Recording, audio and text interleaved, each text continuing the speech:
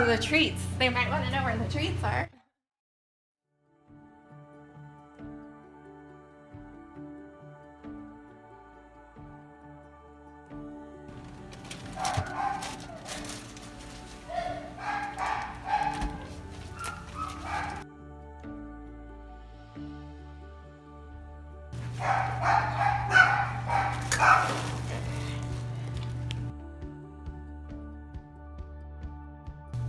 So the harness that we most often use is the Freedom harness, and so this is what it looks like. This loop at the top goes over the top of the dog's head and sits on their shoulders, and then this loop goes through between their front legs, and then this is the belly strap that comes up. So if you think of this as the dog's head, it's going to come over through this and then go up and around, and we'll use treats to make it nice to put it on.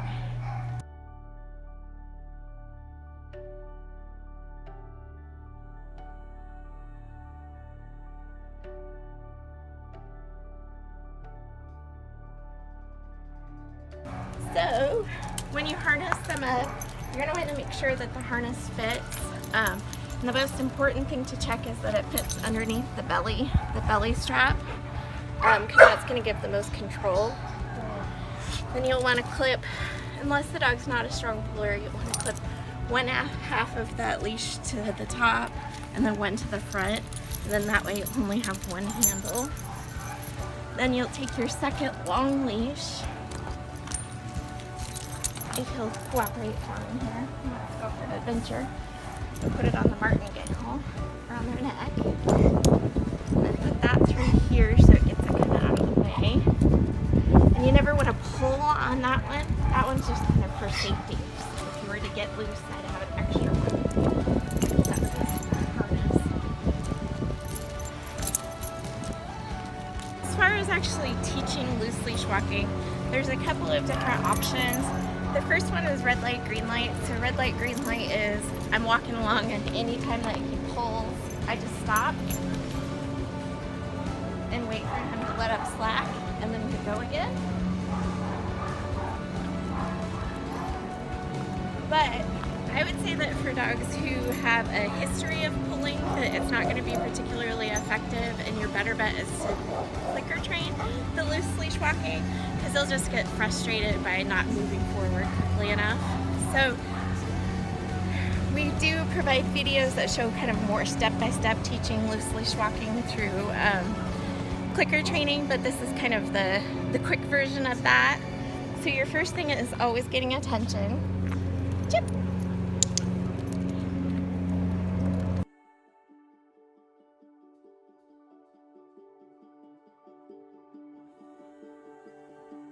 And then what you'll do is you'll just do like one step and then click and treat, and what you're trying to do is catch him before he gets a chance to surge out ahead of you. So, chip, come on, buddy. And you try and treat by your foot. So I at least clicked him before he got too far ahead of me there. You want the cheese, don't you? Chip, come on, buddy.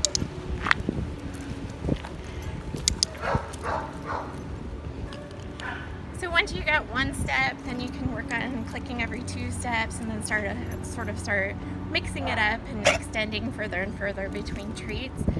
What I suggest doing is picking a point in the future, or a point that you're walking towards, and working on this for a while with them, and then when you get to that point, tell them okay, throw some treats, and then just let them walk for a while.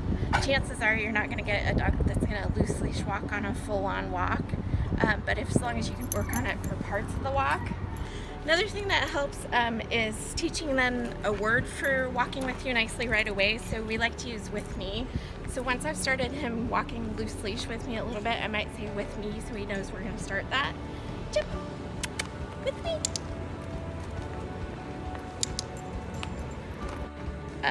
So there's a couple of different behaviors that you'll see on walks that can be a problem. One of them is leash biting, or even jumping up and mouthing on you. If you know that a dog's going to do that because you've seen it on the board, your best defense is an offense. So rather than giving them the opportunity to get started with him, they're a dog that you would want to keep working with on your whole walk and not give them as many breaks to go do what they want, because that's going to give them a chance to get wound up and get over aroused by whatever's going on.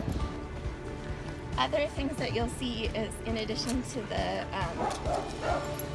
jumping up, mouthing, biting on the leash, you'll also sometimes end up with dogs who can be aggressive humpers, which is super fun. And if that's the case, you'll want to use the same sorts of management to get past it. Try and get them distracted, try and get them doing something else, getting them calmed down too. I do always like to show volunteers that if you have a true emergency with a dog where you cannot handle them and you're out and about, one option, if you can do it, is unhook one of these leashes and clip it somewhere so that you still have control of the dog, but you can walk away from them. But don't do this unless you're absolutely unable to do anything else, because it's not super severe. But that could give you a chance to step back from the dog and call for help and not put yourself or the dog in a dangerous position. There's a safety box in each yard. This is what it looks like. It's pretty nondescript, but there are some items in there you can use in the event of emergency. So we're gonna open it by flipping these open and then pulling it. And it does have a seal on it, so you might have to pull pretty hard to break that seal if it's been a while. Inside, you're gonna find a whistle, which you can use to call for help. You are gonna find a horn, which is gonna be something you can use to try and startle the dog and break up whatever's happening.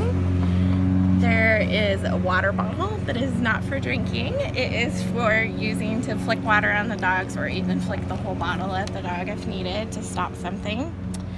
There is this animal deterrent spray, which is citronella spray, which is kind of like a friendlier version of mace for dogs that can get them to stop what they're doing. There's also going to be rubber gloves in here in case somebody's bleeding and it's an emergency, and a slip lead. A lot of these things are specifically designed for dog-to-dog issues, like if two dogs got into a fight. Since staff are the only ones that introduce dogs or let them socialize with each other, your chances of needing them are smaller, but it's good to know where they are in case of an emergency. The other thing that we have in the cart is fight boards.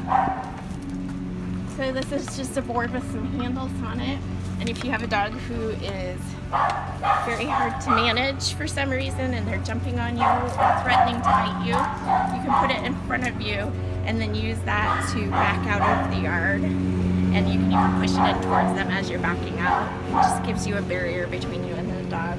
So that's another option if something goes a little sideways. One of the things to keep in mind is we're teaching the dogs a lot of behaviors in the kennel. So we're teaching them sit and down and touch and settle. And those are things that we want you to be working with them on their walks too. So I suggest breaking up your walks. So you work on loose leash walking for a little bit, then let them walk and do their own thing for a little bit, and then maybe stop and work on sit and down for a little bit. Take a settle mat with you. If a dog knows settle well, it's a great opportunity for them to practice that in a much more distracting environment. And there are some pretty little ones you can take with you. So try and practice all of those behaviors when you're out on the walks. We don't want it to just be a straight walk. We want them to be using their brain a little bit while we're doing it too. So when you have a dog in the yard, you're going to want to make sure that their behavior is continuing to be appropriate. We don't want to give an opportunity to practice things that we wouldn't want them otherwise to be doing.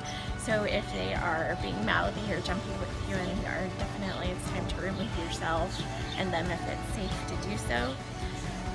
You'll also want to watch about fence fighting. So sometimes the dogs will notice a dog in a fence next to them or a yard next to them and try and fight through the fence. Definitely want to try and avoid that, either by distracting them away from the fence or avoiding the situation altogether. Another thing to watch for, and will be noted on the board, is if there are escape artists that like to climb the fence to get out of the yards. Definitely be aware of that. If I think a dog might be a little bit more difficult while in a yard, I'll leave one leash attached to their martingale and trailing behind them so that I can grab that if I need to get them under control.